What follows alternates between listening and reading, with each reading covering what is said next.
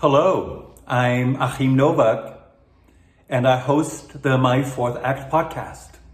I just completed my third season. That really blows my mind when I say that, because when you do a podcast, you go episode by episode.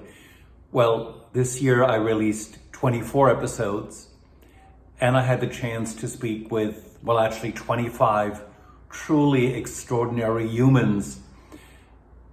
And as I stop for a moment and pause, I just marvel at the range of people I have the privilege of speaking with. For example, I spoke with Pamela Mitchell. Pamela Mitchell is called by Forbes magazine the Queen of Reinvention, and she is. She knows more about reinvention than most people know. I spoke with Heather the Heat Hardy. Heather is a former featherweight world boxing champion. I learned a lot from Heather about not just boxing, but having a championship mindset. I spoke with Larry Marshall. Larry is a legendary and iconic Broadway performer.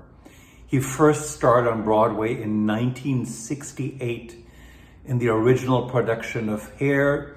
He has performed with Sting, with Meryl Streep. Leonard Bernstein conducted him in the Mass at the Met, and he and I had a conversation. I had a chance to speak with Raj Raghunathan. Raj is one of the world's foremost researchers on wellness and happiness, and he wrote this ridiculously wonderful book titled, If You're So Smart, Why Aren't You Happy? And I spoke with a fellow named Gyambo. Gyambo is a tour guide in a remote, beautiful country, Bhutan. I had the privilege of meeting him there first. Bhutan prides itself on being a nation that pays attention to people's happiness. And Gyambo is somebody who takes tourists like me on tours. All of my guests have made bold and unexpected choices in their lives. And I've learned that there is a lot of wisdom that you and I can glean from their stories. So here's one thread that stands out for me from this season. I spoke with 3 different psychologists, and each in their own way has left their profession behind, the traditions of the profession, to expand how they do their work. Janice Masters, for example, was a licensed psychologist for 20 years. She let her license lapse because her own spiritual growth and evolution demanded that she work in a different way, and the protocols of her profession were limiting. Dr. Leon Siegel is an Israeli psychologist who works with hallucinogens these days, very much outside of traditional norms of psychology. Stephanie von Valois is a German-born psychologist based in Miami. She works with dolphins, and she works through the interaction with dolphins and the healing that happens when clients, patients interact with dolphins. I realize just how many of my guests have chosen to be entrepreneurs. And it makes sense when I think about it. They all have a strong sense of mission, of purpose. There are things they're passionate about, and at some point, they chose to create their own containers for doing this work. Laurie Pickle Evans and Ian McCluskey, for example, worked together through a non-for-profit called AfriKids, where they support educational opportunities for youth in Tanzania. Andrew Corey is interested in urbanism and new urbanism with equitable access. So he does that through his own organizational entities. Evan Snow is a celebrated arts activist who has started multiple organizations that support his mission. Nina Simons is one of the co-founders of Bioneers, a visionary organization based in Santa Fe that looks to bring together smart people to create and find solutions for the world's most obstinate problems. But on much more mundane ways, I had the pleasure of speaking with Betsy Cohen. Betsy Cohen was a housewife for a long time. She loves cookies and especially cookie dough. And she launched a successful business called Happylicious that sells edible cookie dough. Jane Moore lived in Costa Rica for a while. She loved Costa Rica.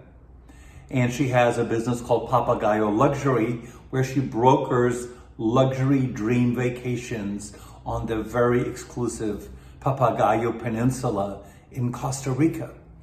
All of these guests have found a way of creating their own businesses or non-for-profits that support their passions, their purpose, and their dreams. A third theme really loomed large in many conversations with my guests this year, including also in my own life. And that is the power of adversity and how adversity can, in the long run, powerfully and positively shape our lives. Mike Trupiano is a comic writer based in Berlin. He's an actor. He has really grappled with and faced with what it's like to be an adopted child and the secrets that come with it. And this year he launched a celebrated, well-received podcast called Secret Son. Dr. Edith Shiro is a well-established psychologist in Miami. She has had to face the history of trauma in her own family. She helps her clients find post-traumatic growth in the face of traumatic histories. And she released a marvelous book translated into many languages already this February called The Unexpected Gift of Trauma: The Path to Post-Traumatic Growth. My season ironically began on Valentine's Day with two poets who I adore, Sam Yao and Sophie Romias. If we want to talk about fourth acts and doing something radically different after trauma, Sam's oldest son committed suicide. It sent Sam into profound mourning for several years, and what emerged for him afterwards is that he should be, longed to be, wanted to be a poet. He has been writing poetry, and his poetry has been well received by literally thousands of followers around the world. When he met Sophie Romias, they connected on a deep level, and they decided to write a poetry book together. So this is a wonderful example for me of the extraordinary things that happen or can happen after we face trauma, allow ourselves to walk through the experience, and the glorious things that are possible afterwards. I had the privilege of releasing a book this year called The Difference. I actually did a podcast episode with some of my guests. And one of the themes that emerged from all the authors is when they spoke about the most profound changes in their lives that propelled them forward. For many of them, it was facing a loss, facing adversity, and how that was the springboard for greater things for them. Thank you so very much for being a listener to my podcast, for engaging in these wonderful conversations with my guests and with me. My hope is for you, for me, and for all of us that we have the courage to take the road less traveled. That is one thing I take away from all of my guests. In that spirit, best wishes for a fantastic 2024. And I look forward to more conversations with you. Bye for now.